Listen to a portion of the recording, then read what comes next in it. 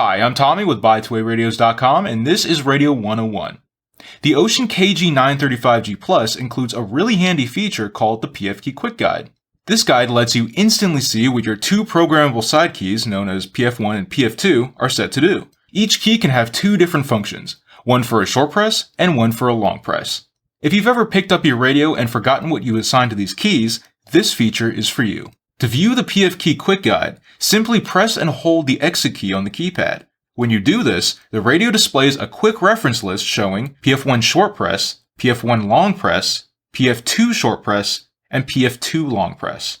This lets you confirm your current assignments for each programmable key without digging through the menu.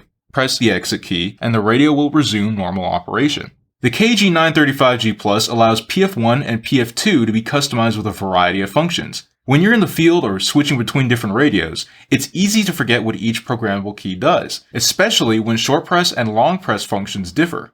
Instead of guessing or accidentally activating the wrong function, simply hold the exit key, check the PF Key Quick Guide, and you're good to go.